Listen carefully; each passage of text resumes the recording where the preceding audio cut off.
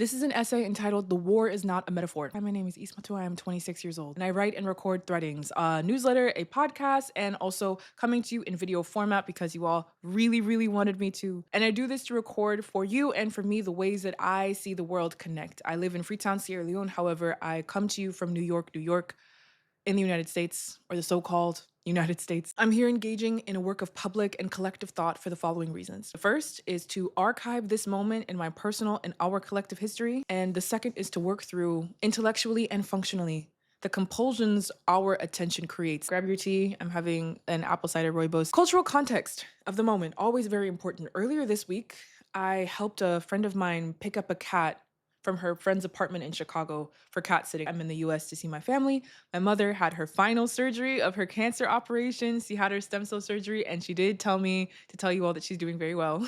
So I'm standing in this apartment with the homie, wondering why it feels like a liminal space, quasi normal. This sweet little cat is busy crying out for human touch. And the neighbor of the man who left was there when we got to the apartment tending to the kitty. And she began talking to my friend about the situation, making plans for the caring of an animal. And no one said anything explicitly, but also no one really needed to say anything explicitly. Minutes go by and I'm walking around, witnessing the absence of a person facing abduction. I'm finding it very obvious, and I'm finding it very ordinary. There's food in the fridge still, medicine and books and half-completed errand lists, drawers left open, laundry needing to be done, and a cat's water bowl that needs refilling. Someone who was in the middle of their day, in the middle of their life, fled in the night because the United States administration hunts and jails academics who dare to reference a different world. A new class of political prisoners and exiles metastasizes before our eyes. Literally and without exaggeration, people are getting abducted off the street. When I talk about art making as integral, necessary, crucial to the building of a new world, I get consistent pushback that the role of the artist within revolution is overstated. I could not agree with that sentiment less. I already wrote an essay about art making as world making, so I refrain from rehashing what's already been said. I will only add, if the empire agreed with you that art making means nothing, they would not slather the waking world in art disguised as advertisement. Meaningless, unless, of course, our brains need to be constantly trained towards the goals of capital. If the empire agreed with you that the results of art making are overstated, non-impactful, or ineffective, they would not hunt and capture the academics. They would not make the scientists paranoid social pariahs. They wouldn't target and slaughter the journalists. Meaningless unless someone uses the art of world making to create, to bolster, or to imagine realities alternatives to the ones that we are force fed. Section 1. How do you make a world? I argue firstly that art making is world making.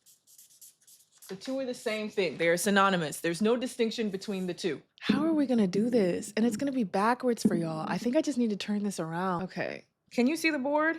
Let me look.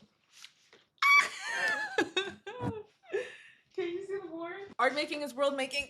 Is art making is world making. Is art making is world making. They're the same thing. It's the exact same thing. So art has a few definitions. Art is the conscious use of imagination. That is one definition of art. The conscious use of imagination in the production of objects intended to be contemplated or appreciated as beautiful, or in the arrangements of sounds or forms or words or textures, even things that you could inhabit or walk into or wear, right? It is the conscious use of imagination to create something that is material or shapes our world materially, even if you cannot touch it. Art is also a skill. Art is also a skill to be maintained, to be gained, to be honed. Art can be defined as human effort to imitate, supplement, alter, or counteract the work of nature. Art can also be a recreation of reality according to the artist's metaphysical value judgments. These are the big four, at least that I would define as art making, right? A conscious use of the imagination, a recreation of reality, a skill to be attained, and human effort with which we use to change the natural order of the world around us. Art making The making of new realities can galvanize people. It can move people to action. When you present new truths and new forms of beauty, if you understand art making as world making, you understand that you can create art in ways that compel the masses towards new senses of truth, towards new senses of movement that were otherwise not there. People cannot move towards what they cannot see. So command over what is imaginable is literally command over the earth as it stands. Your attention, wherever you cast your eyes, is deeply, deeply, profoundly lucrative. That's something I say all the time. Your attention is very lucrative. So wherever you cast your eyes, right? Like by the time that you grow up into a level of consciousness where you understand yourself as a part of the world around you, 8, 9, 10 years old, you are a part propaganda.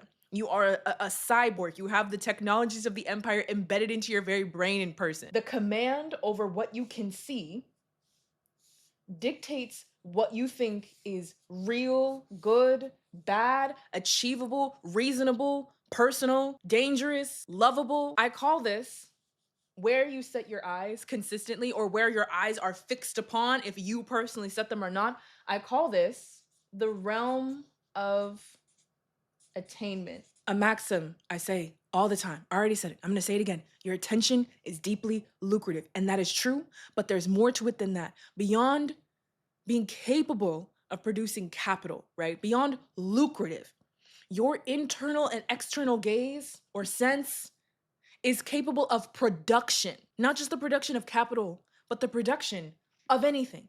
Where you set your eyes is also where you set your ability to attain what it is that you think of or look at or want desperately. This is what you conceive of as possible. And we don't do anything that we fundamentally consider is impossible. Capitalism requires complete domination over the world. It cannot and will not share a new reality. So what it does is it takes our attention, it hijacks our eyesight such that we only ever look at the realm of attainment through US dollar bills. Through US dollar bills. From the time that we're born, we're taught to cast our eyes towards the spoils of capitalism. From the moment that you begin to want things, you are taught to associate your desires with the current iteration of money. You want a fruit? You want a piece of fruit? No, no. You want money with which to buy fruit. You want your parents? You want the love and affection of your family? No, no. You want your family to make more money so that your parents can buy back their time and give it to you. These things that used to be free, the spoils of the earth that used to come to us in mercy, that did not require toiling, now require an intermediary because this system of belief keeps capitalism powerful. The pinnacle of life is now a life that has become comfortable under the social order and the economic system that currently exists. We are trained to associate sovereignty and freedom with US dollar bills. There are two really big issues with that. I mean, more than two, but two for the sake of today. Neither paper money, where the fuck did I put that fuck ass money? Neither paper money nor US dollar bills online have any intrinsic value. It's valuable because we believe that it is valuable, and because we believe that capitalism and its empires will continue to have complete control over the world. When our certainty of the economic stability of capitalism shifts, when this tears a little bit, when our certainty gets a hole in it, right? The value of this money fluctuates wildly, which is what's happening right now. As of April 2025, we're witnessing intense fluctuations in the stock market spurred on by economic warfare. But my point is, you can't eat this. You can't eat it. You can't drink it. It's not going to grow anything. It can't power your home. It's not going to keep you warm at night. It's not going to keep bombs from falling on your children. It is literally just a piece of paper, cotton paper. There is no intrinsic value to this. Our current monies only have the power of belief. Okay, we're going to come back to this. The current economic system also requires slaughter and slavery.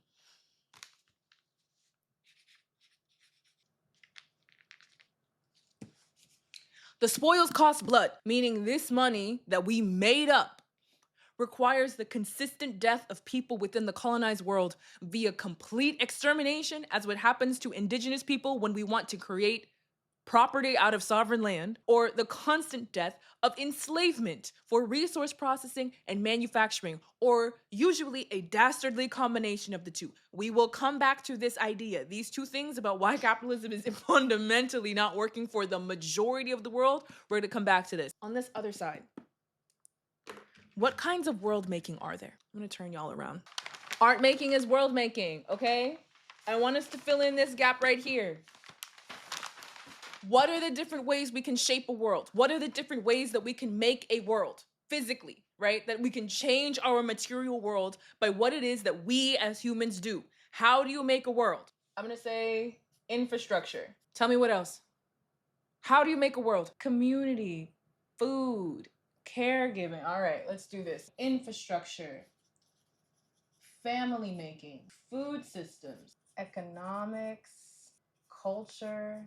I don't think anyone has said this one yet, but religion, science, the eradication of the 8 types of poverty. So this is the food, water, clothing, shelter, education, sanitation, medical care, and time are not things that you need to eradicate. They're things that you need to be sovereign over. So those are all, yeah, let's see, food and water, culture implies clothing. Someone said literacy, but I'm going to put education as a whole. So literally all kinds of literacy. Sanitation would go under infrastructure. Food, water, clothing, shelter, education, sanitation, medical care, and time sovereignty, which would again go under culture, about like the culture surrounding work, right? And the arts. Okay. In terms of world making, we have infrastructure, including sanitation, food systems, water, family making, artistic output, economics, culture, including what we wear, how we work, how we relate to one another. We have religion, education, science, and care. I would call all of these, right, different kinds of art. Art making is world making of art making. All of these things require the conscious use of imagination, right? The recreation of reality. They're skills that need to be attained, and they also require human effort to change our relationship with nature, with the natural world around us. Art making is world making, is art making, is world making. The two go around in a circle, okay? To be able to shape truth in a way that is palatable for the people around you, where it makes sense, where they can share it with others. To have a new way of seeing the world that you have created does not just create a world of possibility. You have created in making a new thing, in pulling a new thing down from the ether, a new way to relate to oneself, to relate to the people around you. You have 100,000 and a set of eyes, 100 eyes, 10 different pairs of eyes on a new thing. The person that witnessed something drop from the ether and develop into our material world, they are now capable of wondering what else is possible. To be human is to search for something. Every person making art, any kind of art, pulls a new reality into existence from an infinite set of possibilities. And every person witnessing that art now has the opportunity to ask, what else? And make something for themselves, for ourselves, new things. Which means that for every set of eyes, a new set of encapsulated infinity is possible. You make worlds when you have new kinds of ways to tell the truth. New things become possible. Does this make sense? It's not an accident that the only kinds of art that denote a sense of freedom are art that we get from hypervisible Black world makers, where they tell us the only freedom worth finding is in US dollar bills. I've previously decried the value of representation politics. Like, what does it matter that the person who is hypervisible looks like you if they do not want to help you? However, I now believe that this mode of thinking was a fundamental reduction of how powerful it is to be visible. Now that I have gained more visibility in this life and will continue to do so as I have come to make my peace with, I need to ask myself how I can use the power of making new realities to destabilize what causes death and draw towards what causes life. Section 2, power and visibility. We have a change of scenery. I am now home in Sierra Leone, and I would like to call our attention back to the realm of attainment. Yes, I did put this giant thing in my suitcase. This essay was entitled, "I Was Dead Wrong About Representation Politics," for a long time. I began working on this essay that we see here in February of 2024 when I watched the documentary Invisible Beauty, starring and co-directed by Beth Ann Hardingson. Her activism materialized in a professional sense after she ended her career on the runway and opened up her own talent agency. She says during her moments of reflection over such a lovely and storied career that if she could change the way that people perceive things, she could change the world. Art making is world making. Art making is world making. We're the exact same thing. And what we make in terms of art affects what we conceive of as true, good, possible, desirable. It changes our realm of attainment. It changes literally what we believe we can achieve within our lifetimes. I need to move the board. Hold on.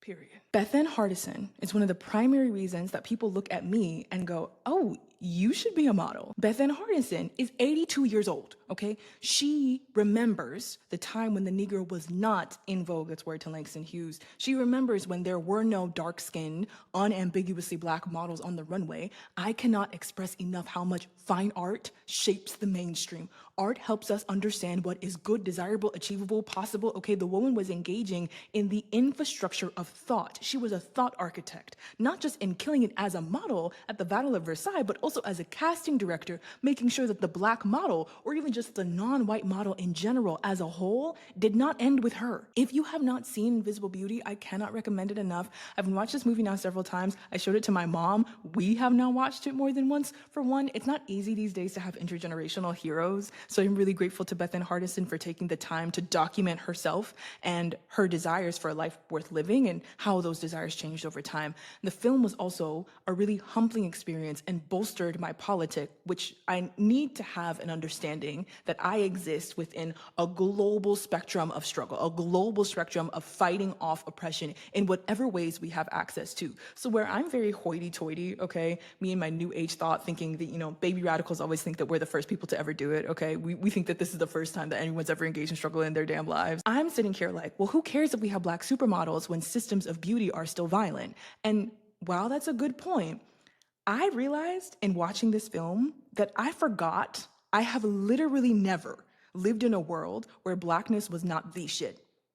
I have never wondered about what the world would or could be like if unambiguous Blackness was seen as beautiful without question, was seen as marketable, was seen as the leading lady, was seen as the rich girl on the sitcom. Like, I've never, ever in my life thought I wasn't pretty, ever. I have always understood myself to be the prettiest girl in the world, second only and exclusively to my mom, okay? In my questioning, what else is possible? I failed to consider what ignited those new realms of possibility within me in the first place. I owe Beth Ann Hardison so much gratitude for shaping my school of thought by ensuring that she made The Bluest Eye by Toni Morrison read like a true work of fiction for me. I also want to cite the 4-part documentary series titled Muhammad Ali by Ken Burns, which runs on PBS, which, by the way, Trump via executive order is trying to gut public funding for. It's a truly remarkable and balanced weaving of public archival to memorialize the late and great Muhammad Ali. Again, I feel the limitations of my youth stretched while watching these films. Each of the 4 parts is a full-length documentary in and of itself, by the way. I did not know how much Ali stood to lose by defecting from the Vietnam War. Here's the sad part, or the not so great part about living in the after. The end feels inevitable, right? But when Vietnam was happening and it was causing mass disillusionment within the American peoples at what a colonial war actually looks like and costs, not dissimilar to what's going on with the genocidal war in Palestine happening right now, we didn't actually know how that story ended. There was a fissure, a fraying of faith within the American project from the American populace for the first time in most people's living memory. And so then you have the most prolific, and I mean that, the man was a poet, the most profiled, the most prolific, the most documented, one of the most documented, one of the most famous men alive, the heavyweight champion, who is getting drafted for the war saying, no, I will not go to Vietnam. I will not go kill those people over there. It is, for one, against my religion, and for two, as many people were saying, Viet Cong's never called me. I'm gonna have to bleep that. But that's what they said. I didn't know how much he stood to lose by defecting from the Vietnam War. He put his entire career on the line as a black man in the 1960s. And not just his ability to perform as a professional fighter, but the ability to peacefully go outside. Okay, all of the adoration that he was getting converted immediately into vitriol. This is what I know to be true about fame. It is the most dehumanizing kind of love. Love and hate are really flip sides of the same coin. Vitriol overnight. How dare you use your art making, in this case, the practice of religion, to pull down an unwelcome reality? Don't you know you're supposed to relish the opportunity to promote death? The death machine is what it's all about. So I got the greatest on my shirt right now. This is a one-off done by Art Comes First. The folks over there are dope. I really like them. I'm so happy to have run into them in Brooklyn. I don't know if art comes first, meaning art comes first within priority or within the thesis of this video that art making precedes material shifts. Shifts in your mental sphere necessarily precede shifts in your material world, but I fuck with it. And I know I've already talked about it, but Professor Alagra's article, The Pendulum Swings Back, immediately springs to mind, wherein she argues that the Sudanese popular uprisings of 2019, which were successful, by the way, came to fruition not because of some magical cosmic shift the majority of Sudan had overnight, no, but because art makers expanded the realm of what was and is possible to the idea of a successful revolution with their art. I talk more about that in the essay, The Role of the Artist is to Load the Gun. It's a phenomenal read and a phenomenal listen. Such quick citations of these two simplify the heights and depths of these political, economical, and social decisions, but I do want to say Ali was a man that understood the power of visibility, okay? He was a world-famous public figure at the time of the draft for this war of attrition, and he prepared himself to face imprisonment for defecting from the war. He knew he was not going to Vietnam with a gun in his hand, but to use the power of his celebrity as a tool of propaganda for the US empire, and he still said, I would rather go to jail. He stood up on that. He went to court for that. He was blacklisted in his career on that, all that. Here's the thesis, okay? Visibility shapes possibility. Visibility shapes possibility. Visibility shapes possibility. And truly, anything is possible for humanity. The hardest part is getting us to believe that it is possible, whatever it is. Here's the hard sell at the moment, this moment that we're all waiting through, right? We, the masses, believe at this moment that freedom comes from US dollar bills. We, the masses, the colonized black masses in particular that are living in cores of the empire, only have representatives that tell us that our truest freedom, that our truest collective freedom can be found in these silly paper notes that are backed with our blood. We are the original capital. The world boils down to labor and land, and you manage your constituents the best that you can. Do we realize how insidious it is that people who occasionally preach to us about revolutionaries of yore that are rotting in prison cells as prisoners of war today, that need to be sprung literally today, that these rich black capitalists are telling us that freedom is getting rich in blood money when it's our blood on that money? We are no longer in the 1960s, and even then, we were hard-pressed to find leadership culturally, politically, economically, or militaristically that were willing to stake skin and bone for the black masses. And still today, we, the black masses, don't actually want to be free, we want to be rich. And we imagine these two things to be synonymous, and that is not an accident. My work as someone who shapes culture, as someone who can change the hearts and minds of the masses, is to make sure that we know what it is like to make and have and hold a world that does not require all this ugly, awful blood sacrifice. Representation is always powerful. Visibility is possibility. Visibility is possibility. Representation is only powerful for the collective if that representation stakes their power in, with, and for the collective. Section 3, the defector, the capitalist, the traitors, and the revolutionaries. We tracking? Y'all good? What does it mean to stake power? I talk about this a little bit in the last speech entitled Isma to Gwendolyn Class Traitor. A class traitor is one who works against the ideals of the class that they were born into or inhabit at the time of action. Now, I was born into the poverty class within the United States to two parents who came from an undesirable immigration background. Some Africans come from oil money, some Africans are displaced by warmongers. I grew up bouncing in between working class and poverty class. However, in aging, in gaining education from elite colonial schools, in garnering online followings, and in moving back to Sierra Leone, where I am a part of the ruling family of one of the four major tribes, I have accumulated enough power to consider what I wish to do with it. To stake means to drive something into the ground, usually as a means of supporting something larger. Power is not just for holding in your hands. It is for the purpose of actualizing in the material world. Power without authority evaporates into thin air because it has no discipline, no channel of action. As I say with liberals, there's no spine on it, there's no backbone. Authority without power is a vapid attempt at rulership. And I, as a young person, am in a curious position because I happen to have both.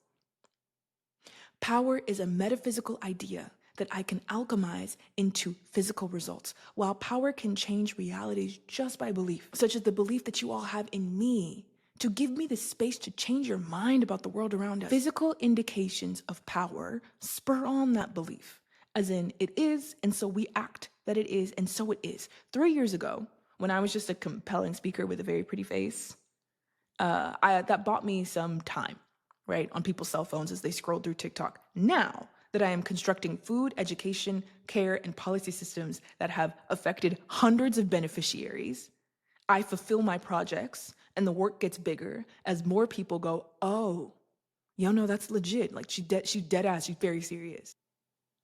Yahoo! My creation of public systems shows you how I am willing to concretize power, how I am willing to materialize power, how I am willing to take the metaphysical idea that people can see me and watch me and believe in me and translate that into our physical shared world. So, the question here is, how do you stake power for the collective good? And are we, the collective, actually ready to handle something like that? Let's get into some real world examples of these kinds of art making: the defector, the capitalist, the traitors, and the revolutionaries, okay? I saw a TikTok at the beginning of April now that seems to be in conversation with my own work. The thinker of the video speaks French, so I will be reading English translations of her work. We all saw this speech by Doechii when she won her Grammy, and we were all happy for her. It's not her speech in itself we will seek to analyze here, but rather how it was perceived. It has been received as a message of emancipation for Black women, except that it's not. I know Doechii has come a long way and that she has succeeded on her own, and so much better, she deserves it. This video does not call into question her personal success.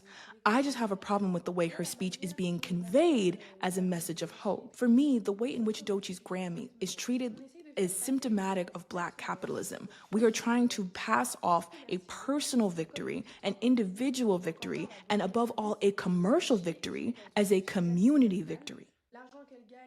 Now, this video goes on to say that Doechii is signed to a subsidiary of Universal Records, which means that she is making way more money for white, right-wing capitalists than any sort of Black collectives. And I think the analysis here does a great job of not blaming the individual who just wants to make their dreams come true and be rewarded and lauded for excellent art making. Rather, the critic, Sarah, notes that whatever Doechii's intentions, she joins the class of people that go from oppressed to oppressor. And that transition in the media is being spun as a collective win for Black people. Now, the really interesting bit here is when the critic calls Doechii a class defector. She says, translated, and I repeat, I have nothing against Black class defectors like Doechii who access better resources or who seek the best for themselves. I'm just saying that capitalism in any form does not have the power, the potential to address the injustices experienced by Black people. I do not believe in talking about people like they're not in the room. And I also have every reason to believe that this analysis is in conversation with my own essay, The Mythical Black Artist, seeing as this video cites some of the same sources and primary documents I presented in that essay, and that person does follow me on TikTok. So, Sarah, It is nice to meet you. I'm so sorry I don't speak French yet. I'm working on it. You say that you don't have any problems with class defectors while simultaneously arguing that artists should strive for something a bit more revolutionary when creating their vision for success. These two ideas are at odds with one another. Which is it? Is it perfectly okay to defect from the working class and join the capitalist class? A defector is someone who abandons the war effort, which I want us to remember is not a metaphor. The life of the Western celebrity requires a lot of death and a lot of slavery within the colonized world to maintain, not as a byproduct, but as a direct result. We are in a stage of capitalism where the onus of culture has shifted outside of white world makers' hands. And so they pull other races and ethnicities and cultures into the ideals of whiteness to hang on to and to consolidate power. And you note this as you follow the money behind this particular new artist's successes, that she is making white men richer than she's making any sort of black organized conglomerates. Do you want defectors or do you want revolutionaries? Why don't you have anything against anyone who defects from the class war if you want artists to be more revolutionary minded? Remember, revolution is not a metaphor. It is not hypothetical. It works to seize power from the state for the good of the masses for generations to come. That's a specific thing. Revolution works to seize power from the state. How are class defectors neutral?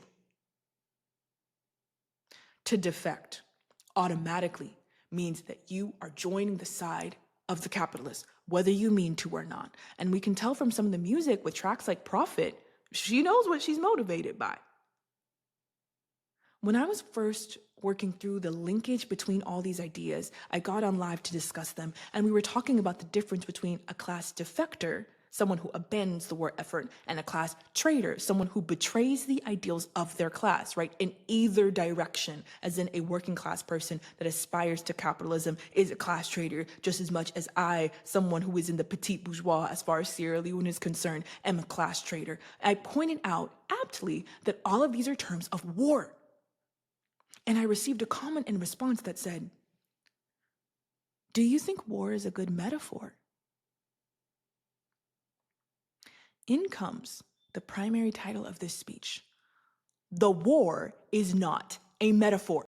Slavery was never outlawed. It was outsourced and hidden so the depravity could continue without all that inconvenient moral pushback. Now the slave masters manufactures conditions of poverty and scarcity so vile and so degrading that people are willing to subject themselves to the conditions of slavery for dollars a day.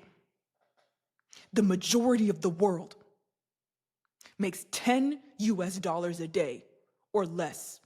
These are the conditions where premature death is rampant. Conditions where people die from a lack of resources, die from overwork, or if they dare to rise up, are slaughtered by an empire en masse because their own citizens do not see the impoverished as human. We don't see the impoverished at all. This is something that I don't think that people that live in the colonized world will really, truly, fundamentally understand. It's something that I did not really and truly fundamentally understand until I came to Sierra Leone.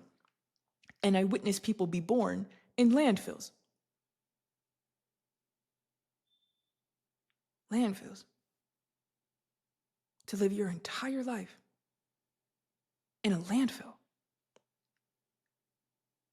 Do we know about the banana wars? When the United Fruit Company, a major American corporation with financial interests in the plantation model of fruit production, utilized shareholders' connections and cabinet positions within the United States government to invade and or occupy Cuba, Haiti, parts of Mexico, Nicaragua, Panama, Honduras, the Dominican Republic, over about 30 years. U.S. invasion was so bad that it completely undermined land reform in Guatemala. U.S. invasion was so bad that Colombia massacred its own citizens, striking against the United Fruit Company to avoid being invaded by the United States. They killed 3,000 of their own citizens. The Banana Wars laid the foundation for the next era of United States warfare, a methodology called small wars. If you are a worker that can get shot dead for refusal in participation of the production of capital, what are you? What economic system is that? Do you remember when the Supreme Court, the panel of human beings that get to decide how human you are at any given point in time based on the doling out and the restriction of rights? Do you remember when they said that child slavery was okay so long as it wasn't happening in the United States? That was a case with Nestle, a mega company based in the US, and they were brought before the Supreme Court because the prosecution alleged they were utilizing child slavery for cocoa production, and the Supreme Court said, those children over there are less human than our children over here, so I think it's fine. If we workers are subject to the overseer's definitions of human, what are we? Truly, what has changed between then and now? Do we know what the United States is currently doing to Venezuela? I had this experience in Chicago. It was early April. I was sitting outside in the sun and just wanted to let my mind catch up to itself for a day. I had a second. So I intended to just eat a piece of bread and sit there. And I stopped and bought that bread and some water and sat in that route. I passed people on the street. It was a man and a woman, and they were begging for change, and they did not speak English, but they repeated to everybody that passed by, please, can you help us, family? Please, can you help us, family? Over and over again. This was the beginning of April. It is still so fucking cold in Chicago at the beginning of April. And they were standing there. I had already given them money before I sat down, but then I was just sitting there for 10 minutes, 15 minutes, watching people walk past them, and most people do not look. I know that that's commonplace. I know that this is how we are trained to treat depravity. Our eyes so focus on the acquisition of blood dollars that we look away from the actual blood. We do not think about it as just, do you know what the United States is doing to Venezuela? Do you know why these people are here learning their first words of English in order to beg? This doesn't remind you of Palestinians who do not speak English learning to say, if you skip me, you'll kill me, so that they can escape bombardment? Maybe it's because I too am just a digital panhandler at the end of the day, having decided almost 2 years ago now to work for free, but like, y'all don't see yourself in them? Not even enough to say hello when they speak to you? We are in the global working class, and I do not think that we understand that on a fundamental level. We are in the global working class. We do not have a relationship with work where we can choose to participate. They slaughtered people over cheap fruit, not even access to the fruit itself. For access to the fruit so cheap that we lock the ones that we don't sell in dumpsters. We lock them away to be forcibly thrown away. If we in the core of the empire strike such that we throw wrenches in the war machines. I just saw a TikTok today that said something to the effect of, the organizer disappointing us. How can you get 100,000 people to show up for a march on Washington on a Saturday when no one's there, but no one is stopping the war shipments? It's because no one is prepared to die. If we in the core of the empire strike such that we throw wrenches in the war machines, we will get shot where we stand. The war is not metaphorical. The global working class is in a compulsory relationship with labor. We do not get to choose whether we work or not. And this is forced labor at a time where human production and capacity for prosperity has literally never been higher. There are a great many ways to die, but the result is the same. Participate in the hoarding of capital or become the blood that soaks the money, which feels like a moot point to me when my people, me, my blood, my family, not just generations ago, today, are the blood that soaks the money, today. I gotta take us to the board. Remember this bit right here. Remember this bit about gays, okay? That capitalist attention does not, will not, cannot, refuses to compete with any kind of attention that is world-making, okay? Revolutionary art.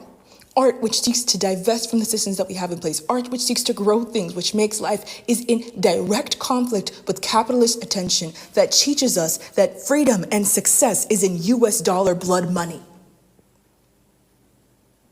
This is why we see artists that we lifted up, artists that are institutionally rewarded. This is why we see that these are the ones that talk about how badly they want money, or how dollars are success, or how dollars are freedom, dollars are paper. This is paper. Paper. The war machine only runs because we run it. And we run it because we were taught to believe that these silly bits of paper make us free. And that this is the only kind of freedom that's possible. And as for the blood money bit, the spoils, the comforts that make for a dignified, streamlined life, it costs other people in the world their lives. A life spent in slavery, ensuring that the exploitation of once sovereign land, guaranteeing the endless production of capital, spent witnessing your loved ones be ground down by the empire until death catches you too. The spoils cost blood. Making sense? People always have a really visceral reaction when I rip money, and I think that that's the point, right? The first time I did this live, when I wrote blood big on the money, I had a bunch of comments that were like, this is a cute lesson, but girl, give me that $5. It's literally paper. I want us to understand as a collective what it is like to have a visceral reaction, to have a feeling in your body, to feel rage or your stomach dropping because I ripped paper, cotton paper. That's how badly they got us. It's in your nervous system. I wrote an essay about this, in fact. It's the first essay of former stripper part-time visionary, and it talks about how there was a moment in which I realized, like in my body, that money was made up. Intellectually, that makes sense, right? Intellectually, I know that money is made up, that this world is made up, that, you know, we all believe in US dollar bills because we all believe in them, and that's the only thing keeping this system afloat. In my body, I did not believe that they were made up until I was off my ass one night, allegedly drunk, multiple kinds of high, potentially, not really. What do I know? Drugs? Me? Never. Anyways, I was at the club, I was doing my job, I was killing it on stage, I was watching blue banded hundreds rain down from the sky, and I felt absolutely nothing. I felt nothing. That's a rush. It should be, at least. When you are in the club and the whole club up because of you, and you watching not just your money, but everybody's rent money just rain down, trickle down like snow. You feel like a ghetto ballerina in a snow globe. It's lovely. I'm in my favorite shoes, you know, ankle boot, leather, ankle boots, just spinning, looking at all my bills being paid. And I felt nothing. I was like, that looks like Monopoly money. That shit looks made the fuck up. And I don't know what to do with that information. I'm just here, drunk off my ass, and I should be feeling good. Money's the best drug I've ever had, by a lot. Money's the best high that I've ever experienced. So you know that a drug has really been fucking up your life if you take a nice big hit and feel nothing. That was where my relationship with money was by the time I exited the club, because I was out the club like 2 weeks after that. It became too dystopian. That is when I felt in my body that money was made up, when I no longer had a visceral reaction to it. In that TikTok that references and reframes Doechie's Grammy wins, not as some collective good for our collective masses like the media wants us to believe, but instead as simply another working class person who managed to ascend the position of powerful artist who defected from the class war. Sarah says something that I actually disagree with, that Doechii put in her time and that she deserves the success. This, for one, is an argument that is unilateral. Doechie's not even CC'd on this email. This is something that I believe wholeheartedly for every person watching this, for every person speaking this, and for every person who is or ever could be an artist. There is no amount of study or of talent or of power that would allow you to deserve the blood money. I will never believe that. Success in this iteration of world making means blood money, and there's no getting around that. All of the luxuries and the conveniences and the comforts of fame are insured and backed by slavery. The paper money is not the thing of value. The blood that anoints the paper is. It's the blood. There is no way you can deserve the spoils which force the bottom half of the world to live like they do. It is an exponential, an unspeakable amount of suffering that the colonized world, most of the world, we don't even let the dogs in the empire live like that. There is no amount of beauty or diligence or hard work or talent that would make anybody deserving of the flip side of that coin. Scarcity is manufactured and the suffering is needless. Absolutely no one deserves to live and die for the sake of money made fertile by blood. Nobody. So with that being said, again, I don't like to talk about people like they're not in the room. Dochi girl, do you know that you're a class defector? Defectors are typically aware that they are at war, but we do not speak of the globalized class war in the United States. And there's a reason for that. We're not trained to think of the outside world, the colonized world at all. Like we are not trained to consider them. We don't even learn geography as a part of public school education. That is how badly they do not want us to look outside any lane of profit. I rarely mention artists by name because it makes them the point and you are not the point. Like I want to look at these systems as a whole, but I cited this work that was about you. And so it feels weird to talk about you and not to you, like you're not in the room. I don't like to do that. Dochi, have you ever wondered what it would be like to stake your power for the collective masses for revolutionary desires rather than making rich people richer? Have you grappled with the decision on this ascent? I know that being addressed like this might be a little uncomfortable, okay? Again, this is not shade, and you are quite lovely in terms of your music. I now, as someone who has acquiesced a certain amount of visibility, power, and authority in my lanes in life, I'm now around other young people who became powerful young. And nobody is telling the pretty young money-making machine about why there are so many refugees from Venezuela. You know what I'm saying? Like nobody was, and these questions are not commonly posed to the people that figure out how to make a lot of money quite young. You end up being surrounded by people that are really invested in making sure that you do not look to the left of you, that you do not look to the right of you, and that you continue to make more money. So I'm gonna ask, have you thought about what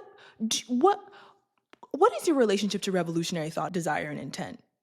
For me, I'm asking for me. Have you ever been curious? You know, this is a safe space.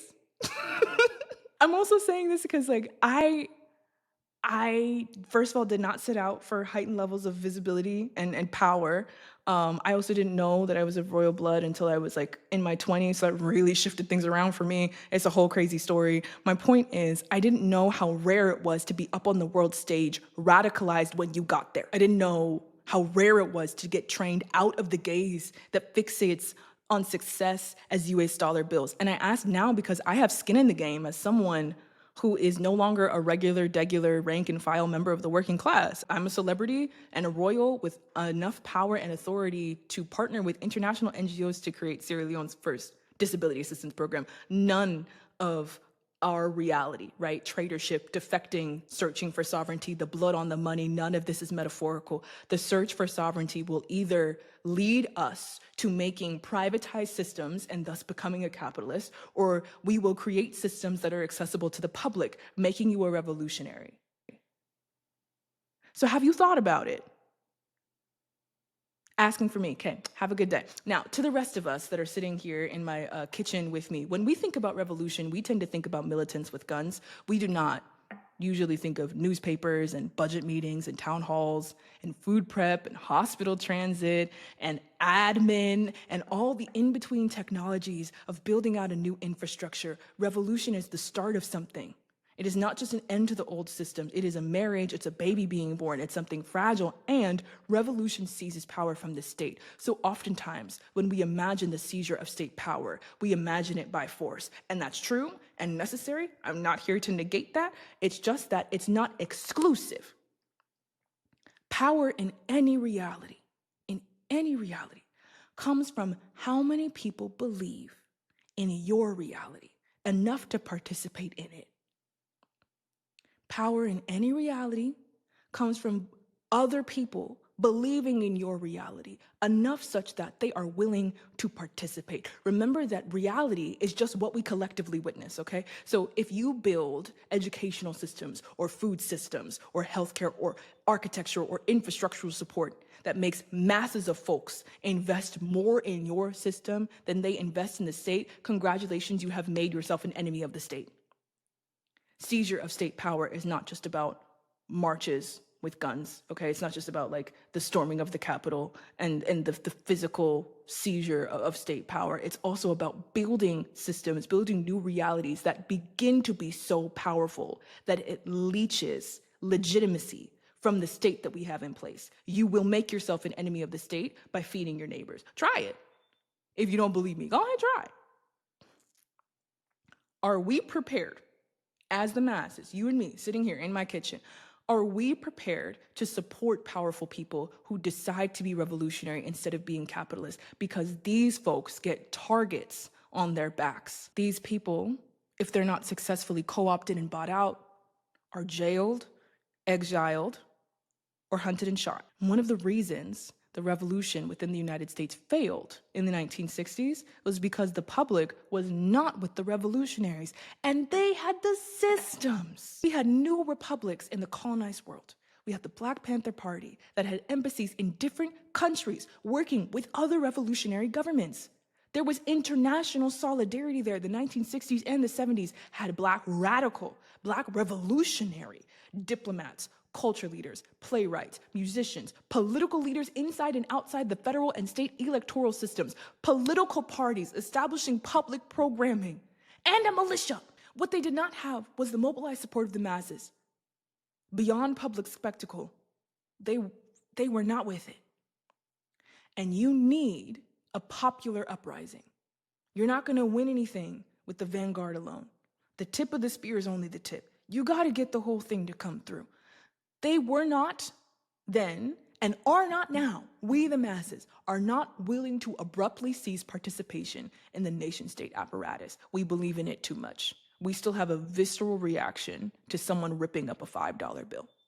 Representation then was not aesthetic only. Representation literally reimagined what Black people were capable of doing now, in their present day, not in some 100 years, not our children's children's children that will manage to be braver than us.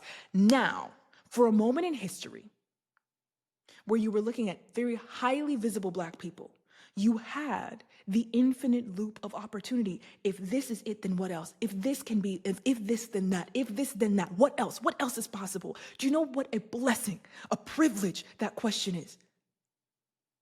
To be young, gifted, and Black. The human brain is so adept at making those logical connections. We're thought-based creatures, and to be human is to search for something. My friend Cameron said that. We human beings are constantly searching for what is possible because what occurs to us can be done. We can literally do anything we imagine. So then, as artists, don't we owe it to ourselves to challenge what we are and are not allowed to imagine? Gucci?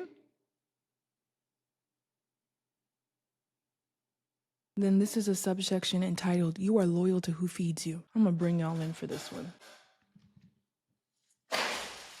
No!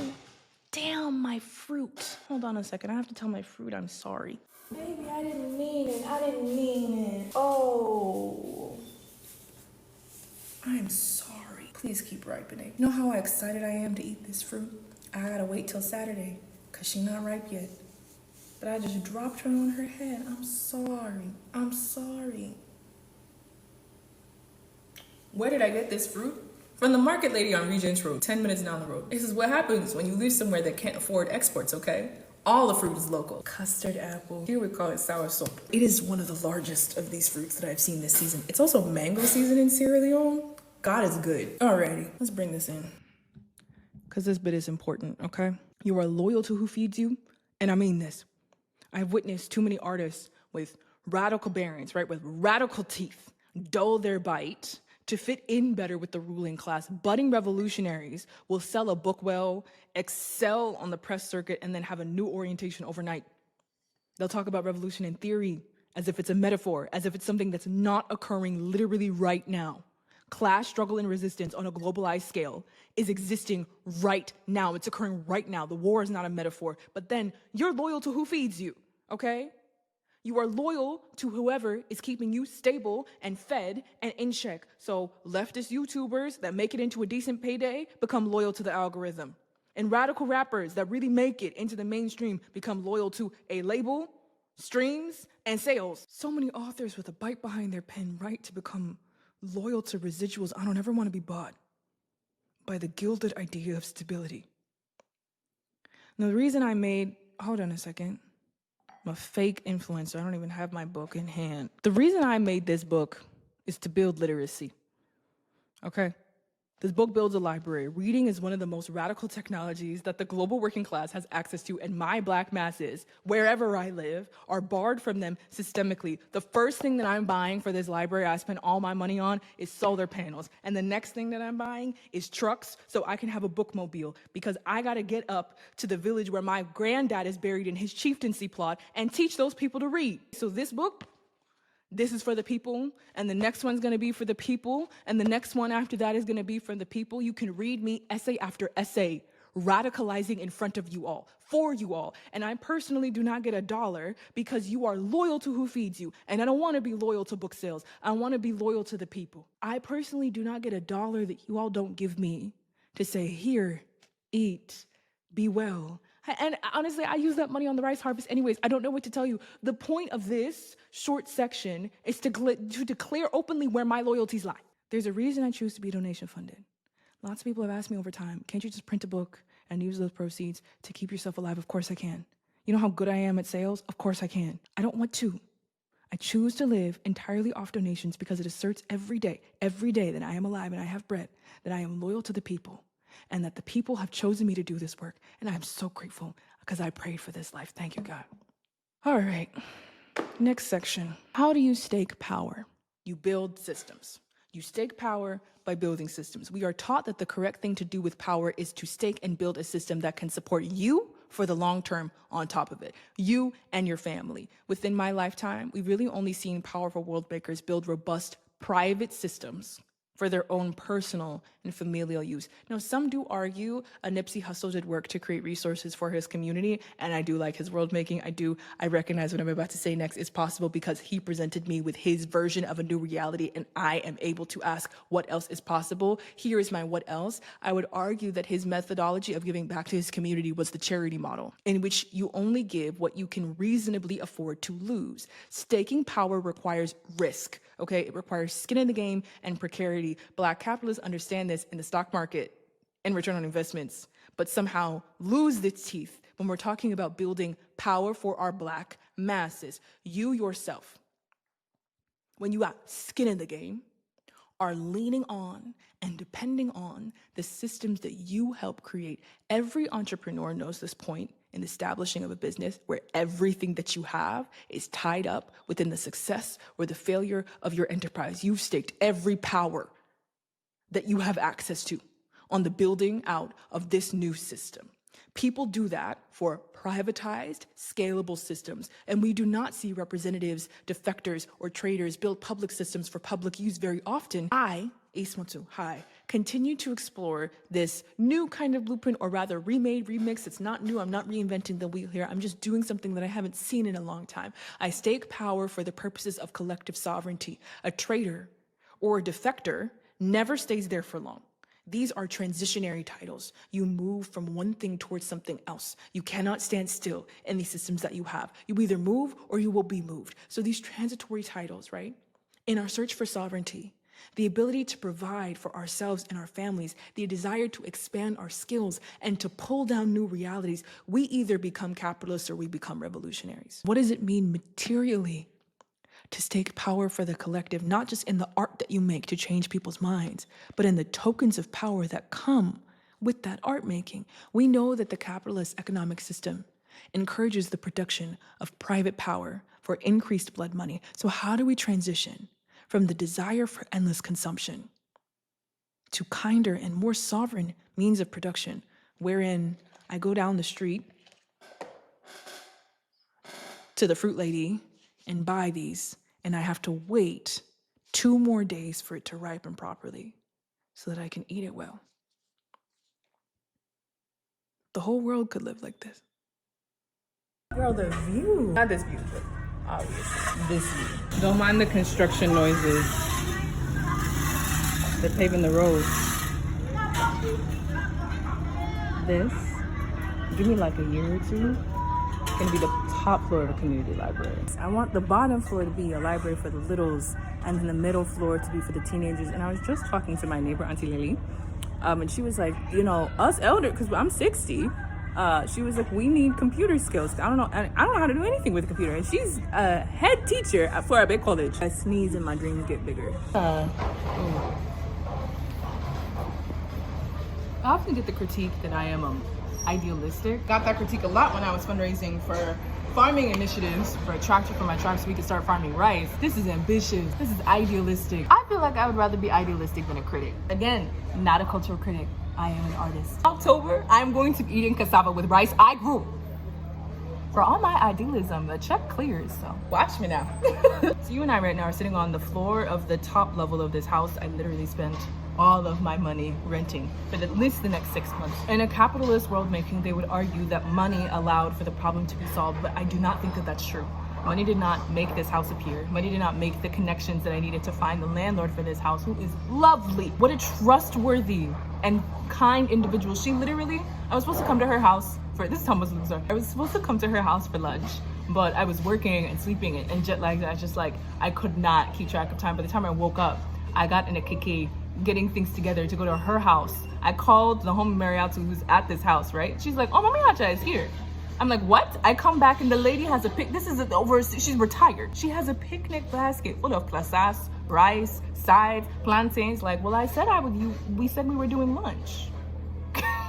Money did not make this lady like that. Money did not find me the dopest landlord in the world. Community did. Liberation doesn't come from money. Money's just a vehicle that we use with which to exact our desires. Liberation, in this case, came from networking, familial connections, kindness, the kindness of strangers, a conglomerate of internet strangers that believe enough in me that they would like to keep me alive, and the will and determination to use my living expenses and stake it for community gain.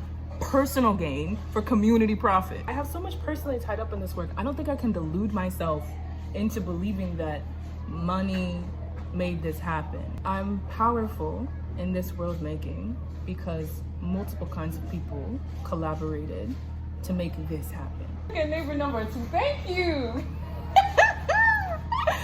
Oh, this is so kind. I'm just finished. I was going to come. Oh my goodness, this is so kind. I'll come eat it here. I'm just finishing this. Okay. You want to take a look? Hold on. This is from Auntie Lily, my neighbor down the road. Just right there. She's the one having the road pig. Look at life, man. Power of a full belly today, because I had no idea what I was going to do for food today. The power of a full belly is not coming from money. It's coming from Auntie Lily, who decided to send lunch in a basket.